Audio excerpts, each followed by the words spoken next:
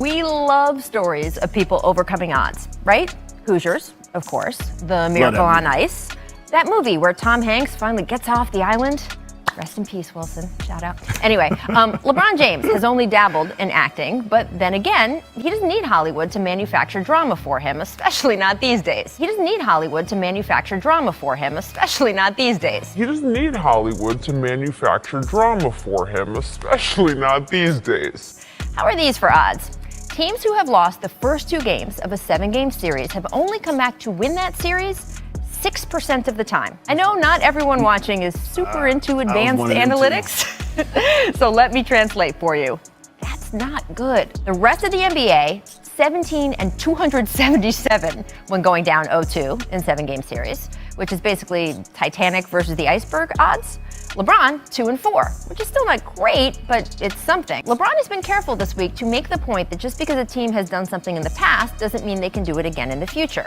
He says Game 3 will be a chance for the Cavs to see what they are made of. Bottom line, he doesn't know any more about the end of this movie than the rest of us. There were some complaints that these conference finals lack drama, both in the East and the West. LeBron's played 15 games so far this postseason, and he's certainly been known to release a firework or two in this building.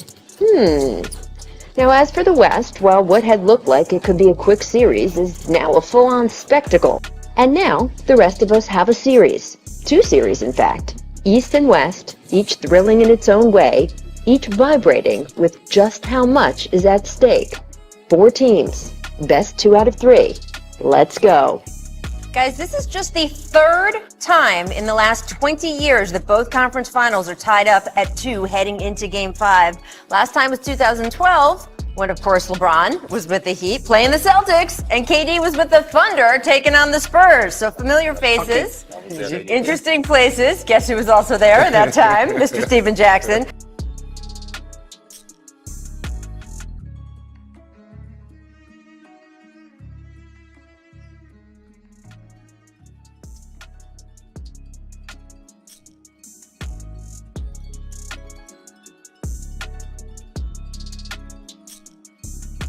Former sportscaster, journalist, analyst, Rachel Nichols practically forces Allen Iverson to include LeBron James in his top 3. Broke a TV in his hotel room because he saw you had a good game and he didn't. Yeah, that's Kobe Bryant. With Kobe, he was so different. It was like, Phil, I want the assignment.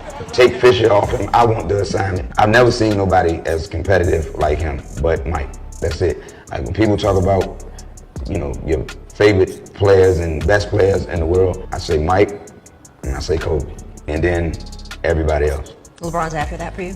Definitely. Okay. Definitely after that. LeBron's after that for you? Definitely. Okay. Definitely after that. LeBron's after that for you? Definitely. Okay. Definitely after that. Now, this ties back to what I was saying a few videos ago when Stephen A. Smith was asked by Molly Quirm, does ESPN and the media, are they obsessed with LeBron James? Stephen A. Smith's response was yes, he believes so. LeBron always trying to control the narrative, how ESPN chronicled LeBron James' every move. As I said, they use mind control, brainwashing, hypnosis tactics, repeating the same thing over and over and over in your head until you believe it. ESPN use these talking points because they know that millions of fans, majority of them are followers. They're going to follow whatever someone else popular says. So Rachel Nichols, who I believe still has some ties to ESPN and the controllers and the handlers of LeBron James' career, which starts at the top, I still believe that she's secretly being funded by ESPN. It's just that she doesn't have a job title at ESPN specifically. She's supposedly independent and she has her own sports show. I still think that ESPN is calling the shots and running her channel behind the scenes. Rachel Nichols basically forced Allen Iverson to include LeBron James in his top 3. They were having a whole separate discussion about how competitive Kobe Bryant was. Allen Iverson was like, Kobe Bryant is one of the most competitive guys I've ever seen. Him and Michael Jordan are the 2 most competitive players I've ever played against. He stated that Kobe Bryant asked Phil to take on the assignment of guarding Allen Iverson. Although Derek Fisher was doing a good job, but that's how competitive Kobe Bryant was. She said Kobe Bryant smashed the TV. He was upset. But then he also showered Kobe Bryant with more praise by saying Michael Jordan and Kobe Bryant are the two greatest players. And I'm just paraphrasing. He said they're the two best. He said everybody else comes after that. Rachel Nichols' response is, well, is LeBron after that? Why would you have to bring up LeBron James? What did LeBron James have to do with a conversation about Kobe Bryant and Michael Jordan? Those his top two.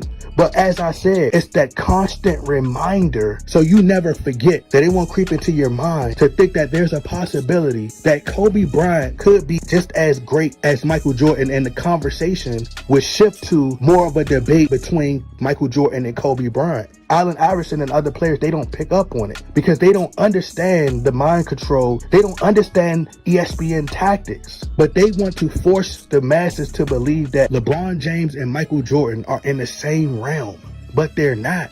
LeBron James has a losing record in the finals. He's an average free throw shooter, most turnovers in RBA history. Some of you guys may be too young to remember when Eminem and Dr. Dre had a song called Forgot About Dre. Rachel Nichols has her own remix titled Don't Forget About Bron. That's ESPN's mantra.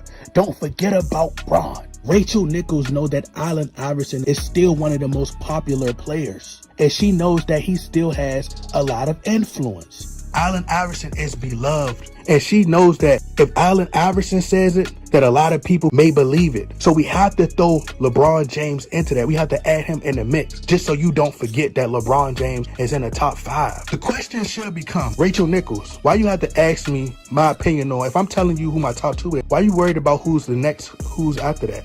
So why you don't ask me who's after them? Why did you say LeBron? Why didn't you say Wilt Chamberlain? Why didn't you say Jerry West? Why didn't you say Magic Johnson, Kareem Abdul-Jabbar, Kevin Durant, Hakeem Olajuwon, Shaquille O'Neal, Steph Curry? The list goes on and on. There's so many players that you could fill in the blank right there that who could be third.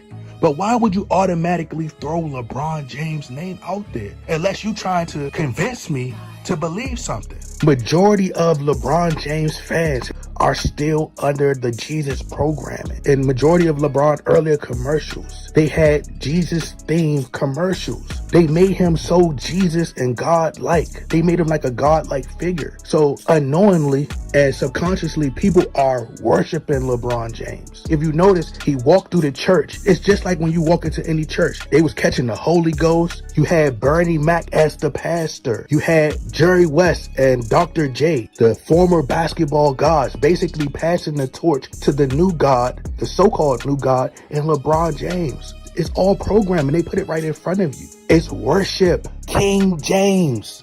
Like the Bible. Get it? The King James version of the Bible. LeBron is walking in the image of Jesus Christ, the real king. It's idolatry, which goes against everybody's religion. And then behind Bernie Mac, you had the choir. It's the imagery. As the saying goes, he who controls images control minds. They was worshiping LeBron James, and then he walked through the door as if Jesus resurrected. All this is programming, but they built him into this godlike figure because Jesus is viewed as perfect, the highest one.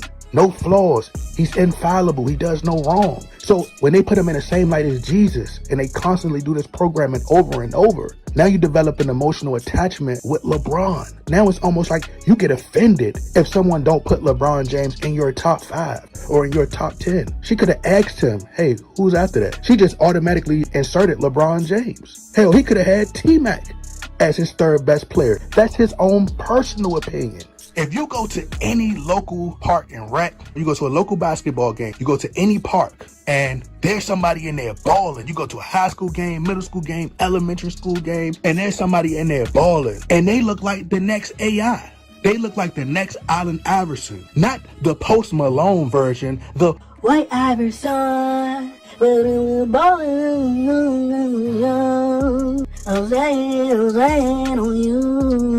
the White Iverson, the answer. Not the problem, the answer. If you see them in there balling and they look like they could play in the RBA, the rigged Basketball Association? Does somebody have to convince you that that player is great? That that player look like they could actually play in the RBA? Do somebody have to tell you that that player is good? Do they have to keep telling you that? Or does your eyes see that that player is great? Why does ESPN have to keep telling me every 5 seconds how great LeBron James is? When you're watching a RBA finals, if you're watching a regular season game and a player makes a steal or he makes a great play, why do you have to revert it back to LeBron James? Come on, y'all gotta see this. This is brainwashing tactics. She has to keep bringing LeBron James into the discussion. We're talking about Kobe and Michael Jordan. Where did LeBron James have to be inserted in it? And then I'm seeing fans say, well, the only reason Kobe Bryant is getting all this love is because he did, as he should. All the love and appreciation that Kobe is getting in death is well deserved because of all the hate that he got when he was alive. One thing that they said that disqualifies Kobe from being able to be on the top 5 greatest of all time list is because Kobe Bryant missed the most shots in RBA history. In RBA history. But what they failed to mention is that LeBron James is right on his heels. All the greats are on that list. Now LeBron James is on pace to surpass Kobe Bryant on that list. Are they going to say, well, LeBron James got the most missed shots in NBA history? He should not be included on the top 5 list. He should get a knock for that. No, they're not going to say that. You know what they're going to say? The same thing they saying now. Oh, that's expected when you take that many shots. Kobe Bryant is a shooting guard. LeBron James is not. He's supposed to be a pass first player. I never liked Rachel Nichols. She always been devious to me. She always has been condescending. She always has reminded me of a witch with the pointy nose, the evil blue eyes, the red hair. I never liked her, bruh. She's a snake. She's a snake. She's a snake. She gives evil, wicked vibes. All she's missing is a witch hat. That's all she's missing. It's not NBA players' fault because they take the bait and they fall right into the trap, right? But it all comes from programming. The RBA players are programmed just like the fans are because they watch SportsCenter and ESPN. They hear what these news reporters have to say, these journalists, what's written about them in the newspaper. They know that mainstream sports media dictates public opinion. So if you're nice to the media will have nothing but nice things to say about you. So then that creates the public perception. Then the public will have nothing but nice things to say about you. If the media sweeps everything, all your flaws, your shortcomings, you quitting, you choking, they sweep everything that you do up under the rug. The public is going to sweep everything you do up under the rug. They're trying to sell you that he's the next Michael Jordan. They said that Kobe Bryant wanted to be like Michael Jordan so much. But we're talking about LeBron James, who did Space Jam 2. LeBron James also wore the jersey number 23.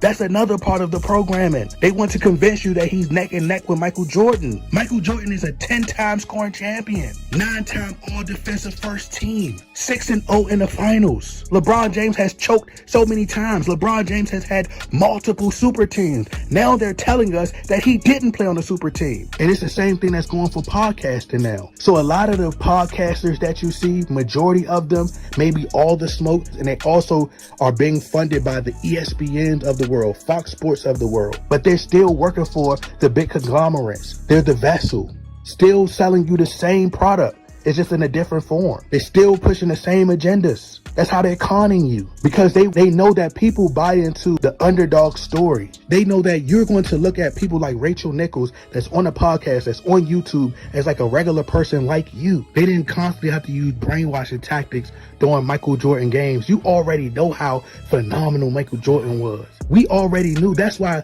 Kobe Bryant fans appreciate him so much because they know they seen how great he was.